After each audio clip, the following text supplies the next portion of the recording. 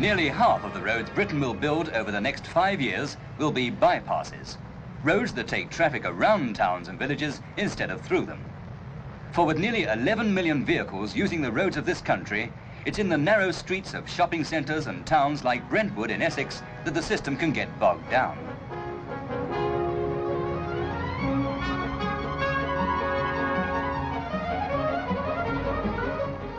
While heavy traffic is trying to pass through a town such as High Wycombe, which already has its own local traffic problems, life can become chaotic, even uncertain. But Maidstone's main street has found peace. It used to be hammered and its people almost suffocated by nearly 2,000 vehicles passing every hour. Now the through traffic sweeps along the town's recently opened 7-mile bypass. One of the 46 new bypasses to be built in the country starts life on the drawing board under the eye of the local divisional engineer, while men from the county surveyor's office check how and where the route will cut through private property. Notices of the proposed route are then displayed locally. The road planner's dream is that no one will object to the route. His nightmare is that he'll get a mail like this, or worse still, that it'll go straight to the Ministry of Transport, who control and authorise all major road building in the country.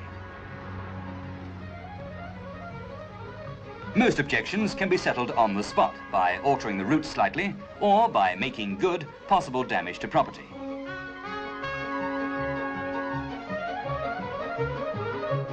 Outstanding objections are pointed out to the Minister of Transport. He makes a final decision. But if the objector is still dissatisfied, the Minister may have to face questions on the issue in the House of Commons.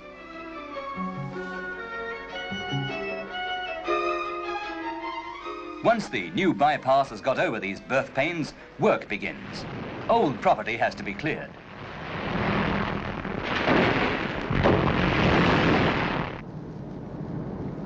But in building new road schemes, the old that is valuable is not always destroyed. This timber-framed Tudor house, complete with its occupant, stood in the path of a new inner bypass for Exeter.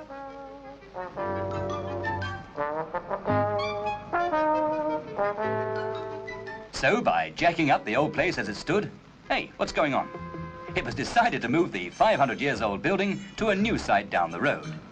In fact, it was up the road, up a 1 in 10 hill.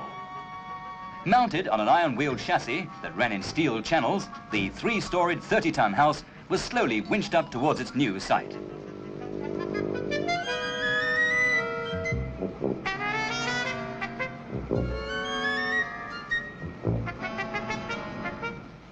Still intact, the house arrived.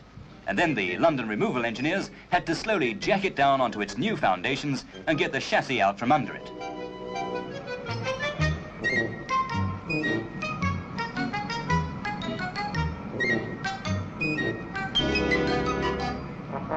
Oi, this don't feel level. Finally, the old place was secure in its new home, and where it once stood, a new road could drive forward.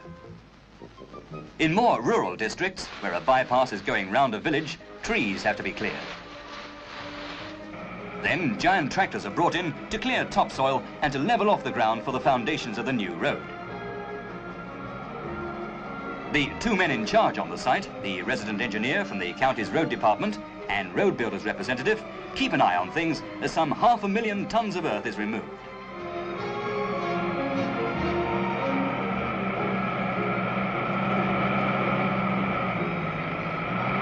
Experienced mechanical operators of road building equipment average 25 to 30 pounds a week and move from one contract to another wherever roads are to be built. For a new bypass, bridges may have to be constructed, like this one over the River Medway in Kent. More than 3/4 of a mile long, including its approach viaducts, this job was put at over £2.25 million. The centre span, 500 feet long, will be 116 feet above the river to allow shipping to pass under it. Across the bridge will be 2 24-foot wide carriageways and pedestrian footpaths.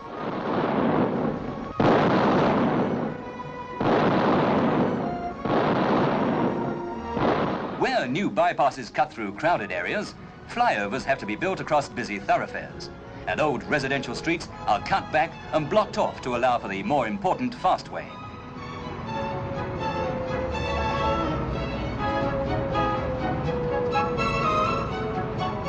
A new bypass is ready to be opened.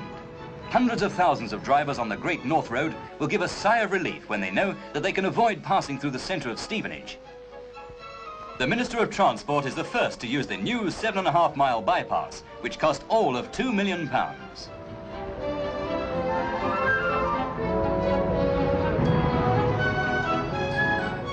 With the increasing speed of traffic on bypasses and similar roads, a lot of thought has been put into signposting. It must be clear and concise, yet nothing left out. At the beginning of a Yorkshire bypass, experimental signs indicate the amenities which motorists can find in the town that the road will avoid. In this way, it's hoped to meet the complaint of many traders in bypass towns and villages that the loss of traffic has given them peace, but killed their trade. The old world village of Markyate in Hertfordshire used to have the A5 from London to Holyhead passing right through it, with more than 10,000 vehicles every 24 hours. For the 1900 population, crossing the main street was the most nerve-wracking job of the day. But look at it now.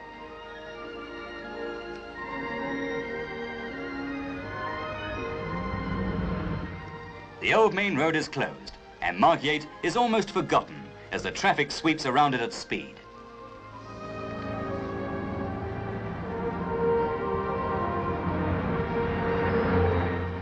Stilton, of the famous cheese, is another village that's been bypassed. Once the A1 roared through it, now only visitors and locals keep to the old road. One of the 2 garages in the village closed when the bypass opened. Takings had fallen 75%. Its owner moved to a new site on the A1. Miss Joanne Nicholas, a village cafe owner, closed down through lack of business 4 months after Stilton found peace. The village milk delivery man, 47 years old Joe Williams, lost £10 a week in takings. And Stilton's pubs now have to depend more on their regulars. The loudest noise in the village today is the cry that the place is too quiet. But that itself could be the attraction that in years to come will lure trade back as tourists rediscover the quiet villages of Britain.